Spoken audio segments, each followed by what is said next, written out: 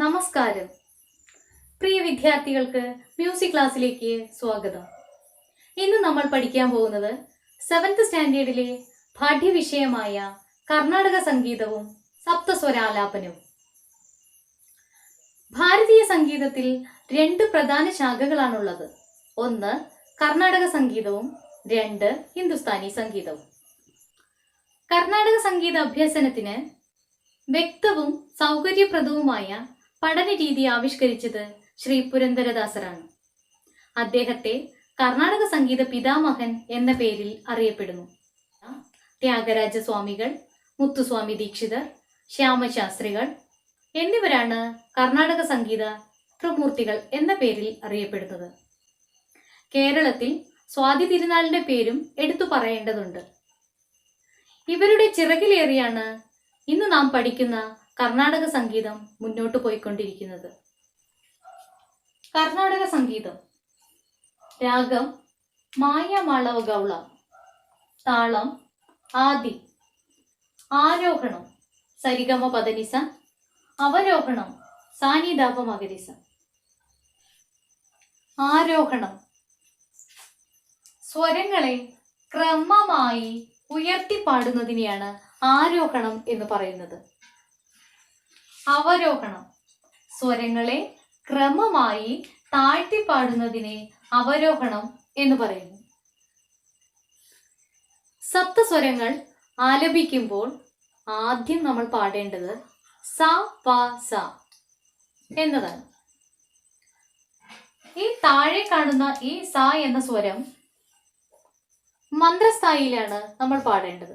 മന്ത്രസ്ഥായി അല്ലെങ്കിൽ low pitch. ഈ കാണുന്ന പ എന്ന സ്വരം, പഞ്ചമം എന്ന സ്വരം പാടേണ്ടത് മധ്യസ്ഥായിലാണ്, എന്ന് വെച്ചാൽ മിഡിൽ പിച്ച്. ഈ മുകളിൽ കാണുന്ന സ്വരം താരസ്ഥായി അല്ലെങ്കിൽ ഹൈ പിച്ച്. 3 പിച്ചസ് ആണ് നമുക്കുള്ളത്. Low pitch, middle pitch, high pitch. മന്ത്രസ്ഥായി, മധ്യസ്ഥായി, താരസ്ഥായി. ഈ 3 സ്ഥായിയിലും ശ്രുതി ചേർത്ത് വേണം നമ്മൾ പാടാനായിട്ട്. ശ്രുതി മാത ലയം പിത. കർണാടക സംഗീതത്തിൽ ശ്രുതിയെ മാതാവായും ലയത്തെ പിതാവായും കണക്കാക്കുന്നു. സൂക്ഷ്മവും വ്യക്തവുമായി കേൾക്കാൻ കഴിയുന്ന നാദവിശേഷണമാണ് ശ്രുതി. ശ്രുതിയിൽ നിന്ന് സ്വരങ്ങൾ ഉണ്ടാവുന്നു. പാടുമ്പോൾ ശ്രുതി ചേർത്ത് പാടണം. തമ്പുരു, ഹാർമോണിയം, ശ്രുതിപ്പെട്ടി എന്നിവയാണ് ശ്രുതിവാദ്യങ്ങൾ. എന്താണ് ലയം? ശ്രുതി, സ്വരം, വാദ്യം എന്നിവയുടെ സമ്മേളനമാണ് ലയം. ഇത്രയും പറഞ്ഞ കാര്യങ്ങൾ കുട്ടികൾക്ക് മനസ്സിലായോ? ഇനി നമുക്ക് സപ്തസ്വരങ്ങൾ ശ്രുതി ചേർത്ത് താളം ചേർത്ത് ഒന്ന് പാടി നോക്കിയാലോ? തുടങ്ങാം. ഷഡ്ജവും പഞ്ചമവും പ്രകൃതി സ്വരങ്ങളായതിനാൽ അവയ്ക്ക് മാറ്റമില്ലാത്ത സ്വരങ്ങൾ എന്ന പേരിലാണ് അതറിയപ്പെടുന്നത്.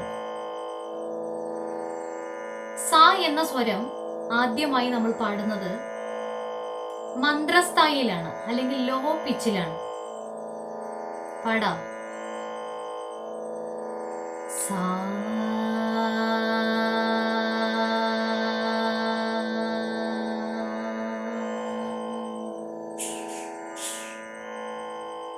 ഇനി പ എന്ന സ്വരം മധ്യസ്ഥായിലാണ് നമ്മൾ പാടുന്നത്, മിഡിൽ പിച്ച്.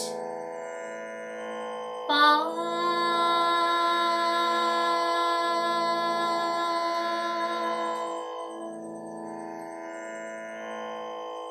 ഇനി ഹൈ പിച്ച് അല്ലെങ്കിൽ താരസ്ഥായി. സാ.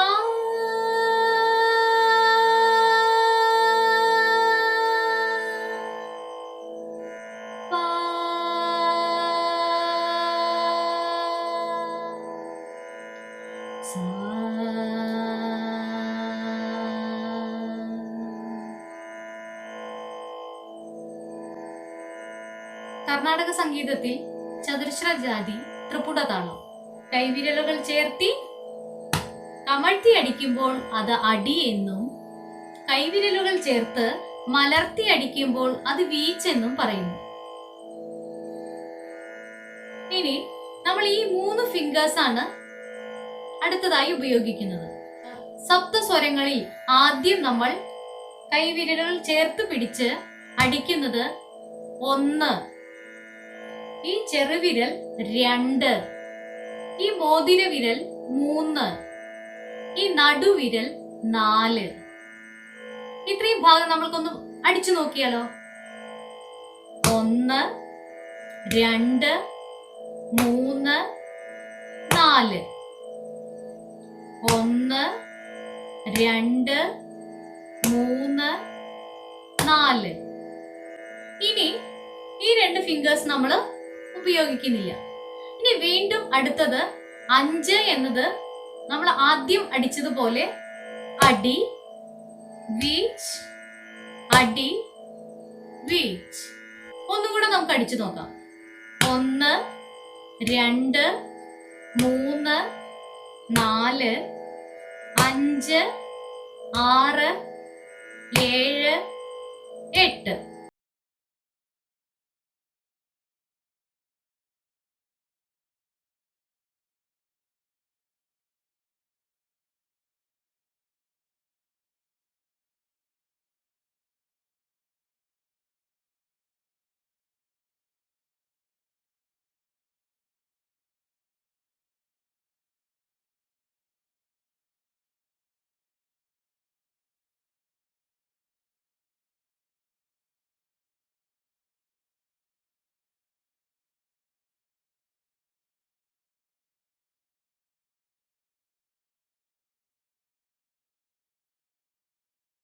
കഴിയുമ്പോൾ നമ്മുടെ താളം എങ്ങനെ നിൽക്കണം? വീച്ചിൽ നിന്നാലാണ് നമ്മൾ താളം പാട്ടും പാടിയത് കറക്റ്റ് ആണ്. ഓരോ അടിയിലും ഓരോ സ്വരം വെച്ച് തന്നെയാണ് നമ്മൾ പാടിയത് എന്ന് വ്യക്തമാവും. അടുത്തത് ഒരടിയിൽ 2 സ്വരം വെച്ച് പാടും. അതിനെ രണ്ടാം കാലം എന്ന് പറയുന്നു. അപ്പോഴെന്താ സംഭവിച്ചത്? ഒന്നാം കാലത്തിൽ ഒരു സ്വരം ഇരട്ടിച്ചു, അപ്പൊ രണ്ടാം കാലത്തിൽ 2 സ്വരമായി.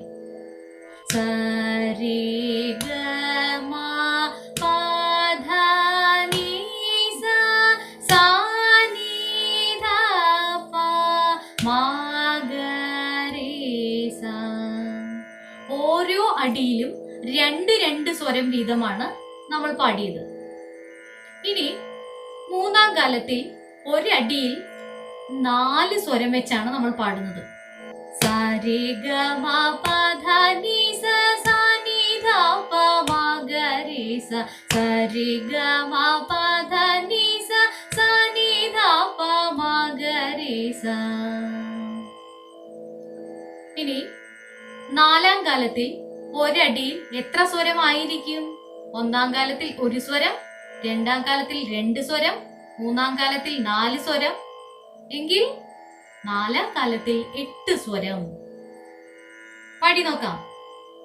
സരി ഗ മ പ ധ നി സ സ നി ധ പ മ ഗ രി സ. സരി ഗ മ പ ധ നി സ സ നി ധ പ മ ഗ രി സ. സരി ഗ മ പ ധ നി സ സ നി ധ പ മ ഗ രി. സരി ഗ മ പ ധ നി സ സ നി ധ പ മ ഗ രി സ. അങ്ങനെ സപ്തസ്വരങ്ങൾ നമ്മൾ 4 കാലങ്ങളിലാണ് പാടി നോക്കിയത്. ഇത് എല്ലാ വിദ്യാർത്ഥികളും എന്നും അതിരാവിലെ ഇത് പാടി പ്രാക്ടീസ് ചെയ്യണം. അങ്ങനെ ചെയ്യുമ്പോൾ നമ്മളിലെ സംഗീത അഭിരുചി വളർത്തിയെടുക്കാൻ വളരെ സഹായകമാകും. നമ്മൾക്ക് ഇനിയും കുറേ പാട്ടുകൾ പഠിക്കാനുണ്ട്. ഇത് പ്രാക്ടീസ് ചെയ്യുന്നതിലൂടെ നമ്മൾക്ക് കൂടുതൽ സ്വരമാധുര്യവും മ്യൂസിക്കിനെ കുറിച്ചുള്ള കൂടുതൽ അറിവും ലഭിക്കുന്നതാണ്. അടുത്ത പാഠഭാഗവുമായി കാണുന്നതുവരെ എല്ലാ വിദ്യാർത്ഥികൾക്കും